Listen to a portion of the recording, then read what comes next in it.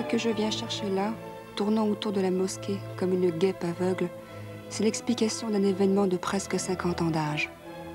50 ans, c'est plus ce qu'il n'en faut pour oublier. Mais moi, je veux savoir. Cette photo de barricade devant la mosquée a été prise juste quelques heures après la mort d'un homme. Dans les derniers combats de la libération de Paris, des miliciens retranchés sur les toits et le jardin des plantes prenaient la rue en enfilade sous leurs tirs. L'homme était parmi le groupe de résistants qui, de la mosquée, cherchait à les neutraliser. Il courait seul devant quand une rafale l'a définitivement cloué au sol. Trop éloigné, ses compagnons n'ont pu récupérer son corps.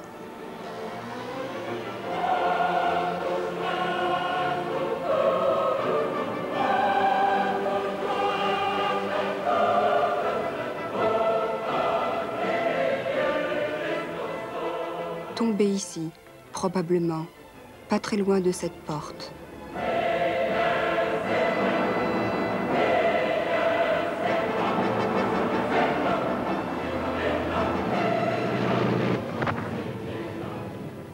Mort, sans sépulture et oublié, avec cette injure d'aujourd'hui comme épitaphe. Cet homme, c'était mon grand-père.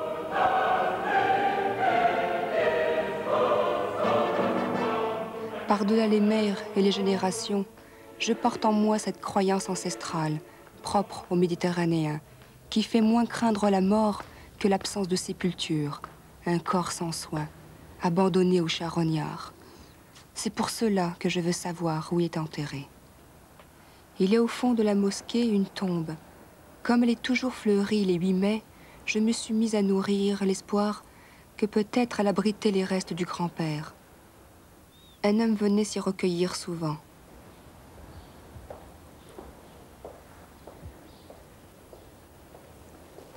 Bonjour, monsieur. Bonjour. Je vous regardais vous recueillir devant cette tombe et j'étais en train de me dire que...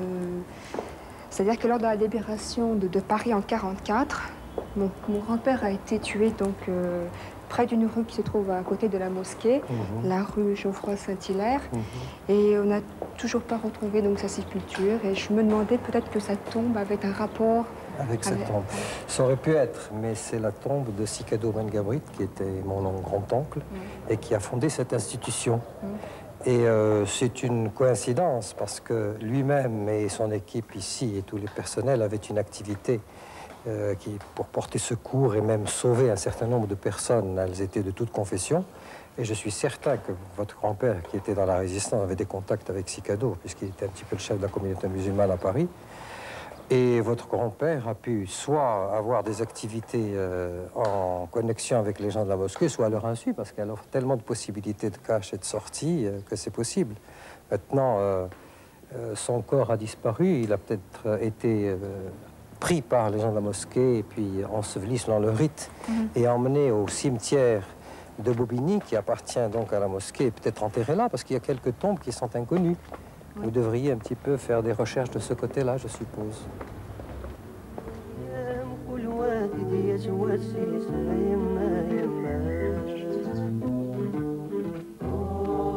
Je suis allée le lendemain au cimetière musulman.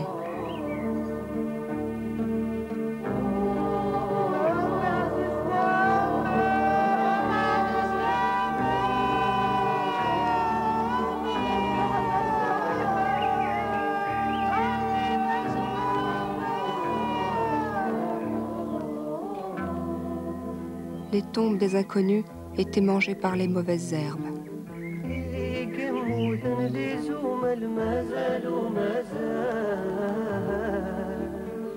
Seul était bien entretenu le carré des forces françaises libres. Sur les stèles, on lisait le nom et l'âge. 22 ans, 25 ans. Ils étaient tous plus jeunes que moi. Oubliés, eux aussi.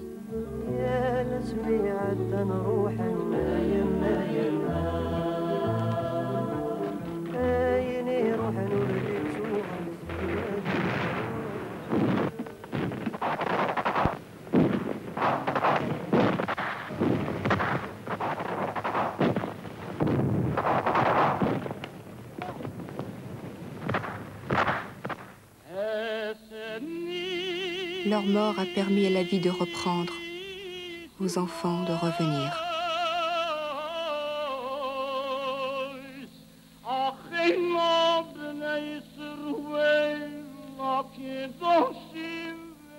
Car il y eut ici un temps où les enfants étaient en danger de mort, parce qu'ils étaient juifs. Qui se souvient de ces êtres errants, avec une pauvre photo d'un parent épinglé sur la poitrine, et l'espoir insensé de le retrouver vivant? On espère à chaque pas le miracle. On fixe les yeux jusqu'à la douleur. On supplie les lèvres pour conjurer la terreur des silences. Voilà ce que faisaient des journées entières ces femmes et ces hommes revenus de l'enfer. L'incroyable parfois arrivait. Les gens se retrouvaient. Le miracle était dû à des lieux qui, comme la mosquée, ont servi d'asile et de sanctuaire.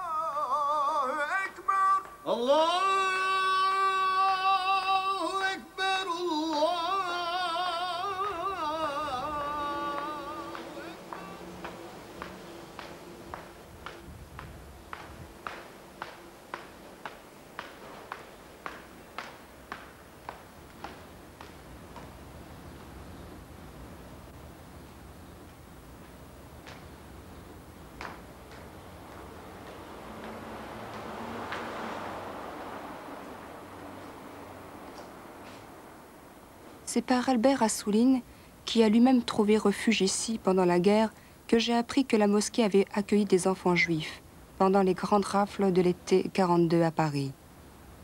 Je suis arrivé avec un Algérien. On était dans un camp ensemble où on venait de me mettre avec les réfractaires parce que je me suis évadé 2 fois. Alors je l'ai amené à travers l'Allemagne, l'Alsace, jusqu'à la zone occupée. Et en France, on échangeait nos points de vue pour savoir comment aboutir en Algérie et au Maroc. Il fallait se réfugier pendant quelques nuits, encore en France, sans papier, sans être en tenue militaire, sans aller dans l'armée. Il fallait un lieu religieux pour se réfugier. Alors on a écarté la synagogue, la mosquée, l'église c'était plus scabreux aussi, mais on a fini par choisir la mosquée de Paris. Alors on est arrivé à la porte, il est rentré le premier, il m'a laissé dehors, il leur a demandé si c'est possible d'amener un ami qui n'est pas musulman. Ils lui ont dit oui, alors il est venu me chercher et on est resté 2, 3 nuits.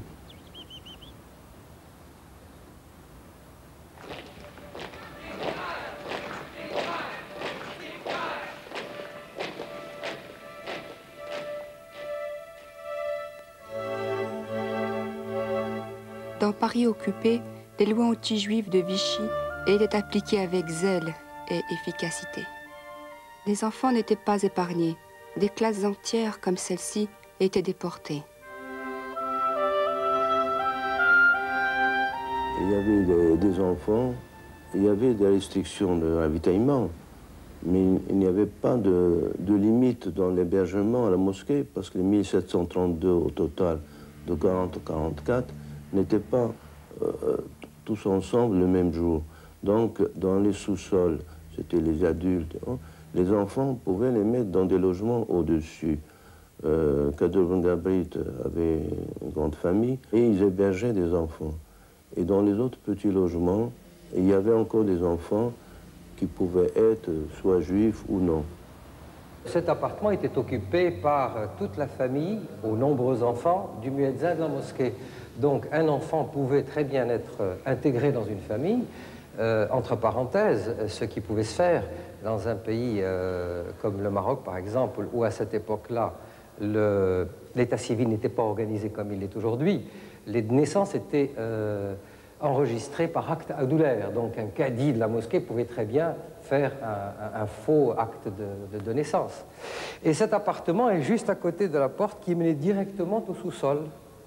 Voyez, alors on pouvait entrer là, y rester, et le cas échéant, on pouvait accéder au sous-sol par cette porte et sortir par une autre porte de la mosquée, des portes qui donnaient soit sur la rue Geoffroy-Saint-Hilaire, soit on montait ici pour accéder au jardin en terrasse qui pouvait mener au comble de la coupole de la mosquée. Et ces combles sont inaccessibles au public, donc c'était une cache possible aussi.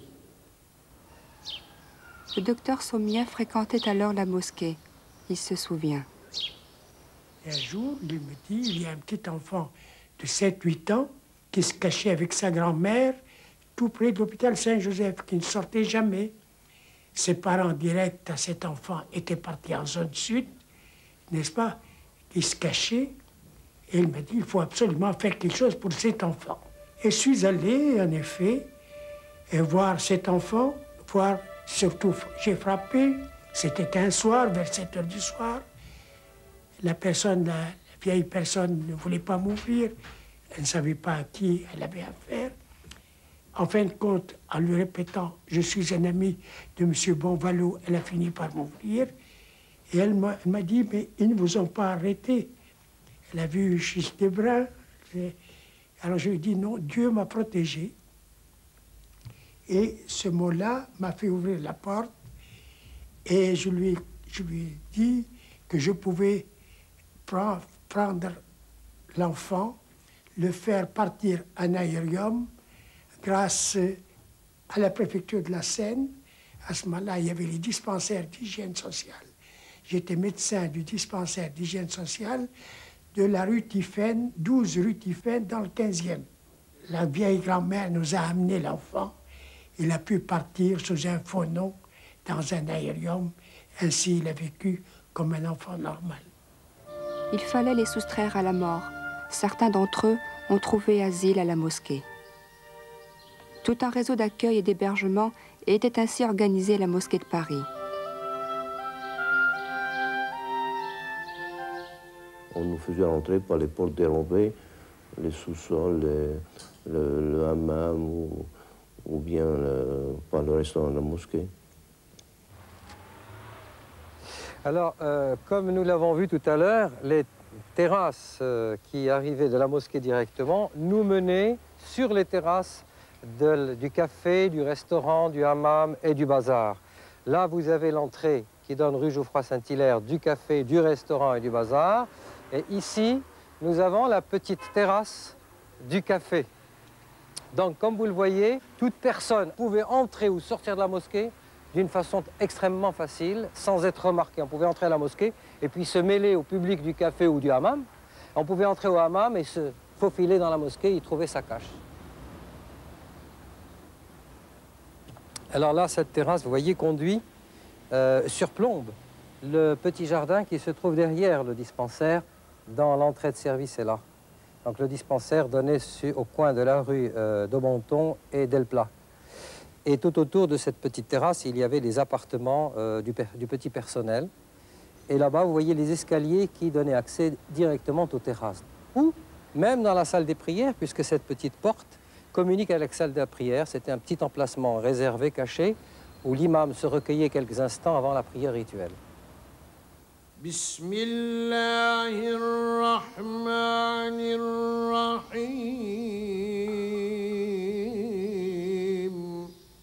Pendant la guerre, on avait fait une association d'aide aux prisonniers nord-africains évadés.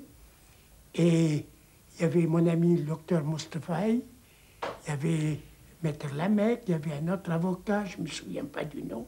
Nous étions quelques-uns, nous étions à la disposition de ceux qui étaient persécutés ou qui étaient pourchassés ou qui devaient se cacher.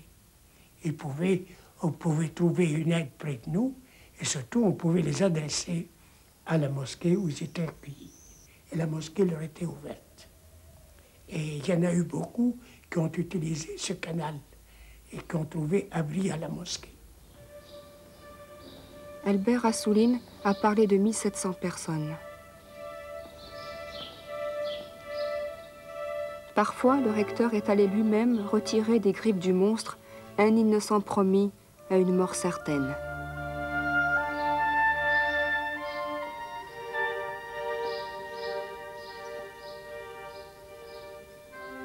Un célèbre chanteur juif d'origine algérienne qui lui a été sauvé avec toute sa famille grâce à un superfuge de Sikadour Ben Gabrit, et qui vit actuellement à Cannes. Il avait été arrêté par les Allemands, et Sikadour Ben Gabrit avait fait un certificat de confession de son grand-père, disant qu'ils sont musulmans depuis 2 générations. Et il a pu ainsi le sauver, et en maquillant une tombe d'un personnage inconnu au cimetière de Bobigny, avec le nom de son grand-père. Et il a pu ainsi sauver toute la famille.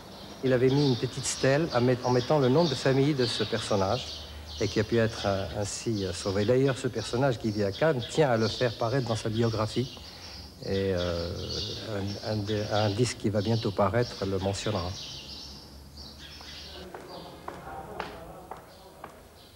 J'ai voulu savoir comment des résistants, mon grand-père peut-être, utilisaient les possibilités de fuite qu'offraient les sous-sols de la mosquée. De là, ils pouvaient se rendre pratiquement dans tout le 5e arrondissement. Pardon, je vous précède, venez voir. Alors, vous voyez donc l'escalier, enfin le couloir par lequel nous sommes venus, qui avait accès à la maison de l'imam, et qui a accès à la porte d'entrée de la rue Geoffroy-Saint-Hilaire, donne sur ce petit couloir qui nous mène à cet escalier. Je vais passer devant vous. Petit escalier qui mène au 2e sous-sol, où on trouvera un autre escalier qui mène aux égouts. Attendez, faites attention aux escaliers.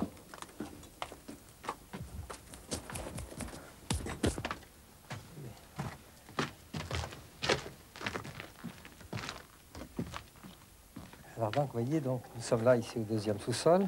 Et nous arrivons dans cette galerie qui mène, attention, qui mène directement à l'escalier qui débouche sur les égouts de Paris. Voilà. On va s'arrêter juste à l'entrée des égouts. Là. Là, nous arrivons jusqu'à l'escalier qui mène aux égouts, juste en bas. Combien d'hommes ont pu emprunter ce passage secret pour fuir ou pour préparer une action? Dès 1942, un groupe FTP était organisé ici, au 49, l'immeuble mitoyen de la mosquée. 2 anciens des brigades internationales, Bott et Zimmermann, avaient trouvé la mort dans l'explosion d'une bombe qu'ils fabriquaient. En 1943, un attentat FTP contre un officier allemand rue Geoffroy-Saint-Hilaire accroît la surveillance allemande sur la mosquée. Pourtant, les activités d'accueil continuent au même rythme. Voilà, la mosquée, si vous voulez, il n'y avait pas de gens qui allaient en armes. Il faut dire la vérité, non. Mais ils savaient qu'ils pouvaient trouver refuge. Voilà. Alors, les Kabyles, si vous voulez, de résistance organisée kabyle, en vérité, elles se cachaient. Mais les Kabyles avaient confiance les uns dans les autres. C'est pour ça qu'on pouvait confier à un Kabyle un secret. On était absolument tranquille, vous comprenez. On savait qu'on ne pouvait pas être vendu.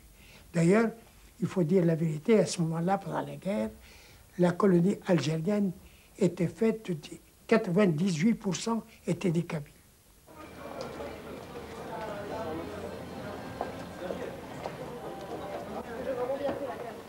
Et il y avait rue de la Huchette un petit restaurant qui s'appelait le Petit Chevreau. Et c'est Slah Ben Othman qui est actuellement un restaurant à Sidi Bou Saïd en Tunisie. Eh bien, le soir, quand les gens sont partis, tout ce qui restait, ils le donnaient à des gens qui se cachaient, n'est-ce pas? Et que ce soit des prisonniers ou des irréguliers cachés, qui se cachaient des Allemands, ils les faisaient manger. D'ailleurs, un jour, il a été dénoncé, et les Allemands sont venus saccager chez lui. Ils l'ont jeté, d'ailleurs, je crois, du 1er étage, ou des choses comme ça, parce qu'il a eu une fracture de la cuisse à ce moment-là. C'était parce qu'il a été dénoncé pour cacher et porter secours à des résistants. À l'hôpital franco-musulman, vers 43, fin 43, 44, souvent, il y avait des parachutistes qui tombaient dans la région. Ils étaient amenés dans la nuit par les résistants français à l'hôpital franco-musulman. Ils étaient opérés dans la nuit et cachés dans la journée chez le gardien. C'était un monsieur Affa, qui était le gardien de l'hôpital, qui avait un appartement, et qui existe toujours, et il était d'origine algérienne. Cette solidarité, ce sens de l'honneur, était un gage de sécurité pour les réfugiés. Personne ne fut arrêté dans l'enceinte de la mosquée. Quand il y avait une alerte, Kadour Ben Gabrit appuyait sur un bouton et il signalait, il disait « mettez les réfugiés à la salle de prière ». Il les mettait même, j'étais pas, derrière les rideaux où il y avait les femmes. Comme ça, les Allemands, quand ils rentraient, ils n'osaient pas rentrer dans la salle de prière.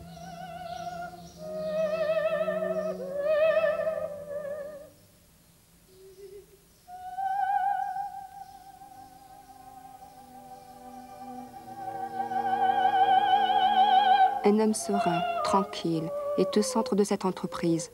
C'est le recteur Sekadour Ben Gabrit. C'est lui qui, dès 1940, a voulu que la mosquée renoue avec les grandes traditions de l'islam et devienne un sanctuaire pour les personnes recherchées. Je crois qu'il y a certainement plusieurs raisons. D'abord, la personnalité.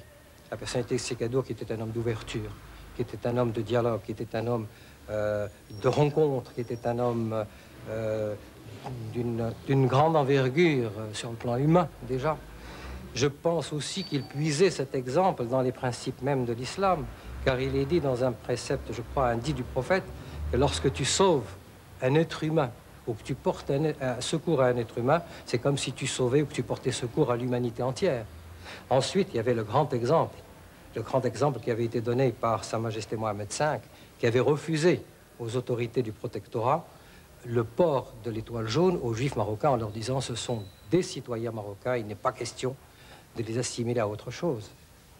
Je pense que tout cela a été dans cette action de Sekadour Ben Gabrit, sans compter sa volonté personnelle. Je suis venue à la mosquée pour savoir et résoudre une énigme familiale. J'ai rencontré un juste, un noble cœur, fondateur, animateur et âme de cette mosquée, Sekadour Ben Gabrit.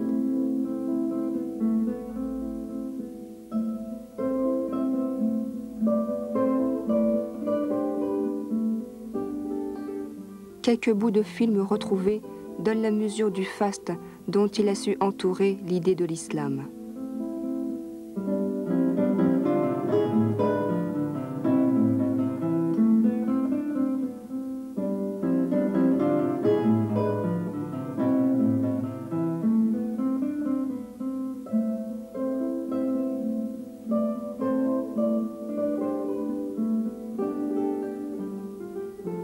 Au moment difficile, il a utilisé les réseaux d'amitié, ainsi patiemment tissés, pour sauver des hommes, des enfants.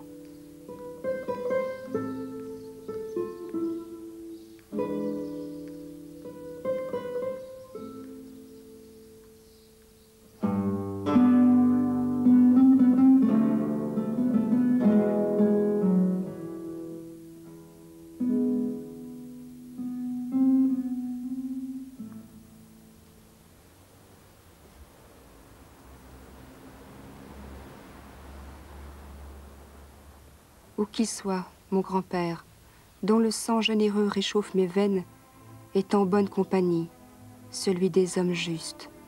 C'est mon orgueil de savoir que je lui dois ma liberté, et maintenant, mon bonheur aussi.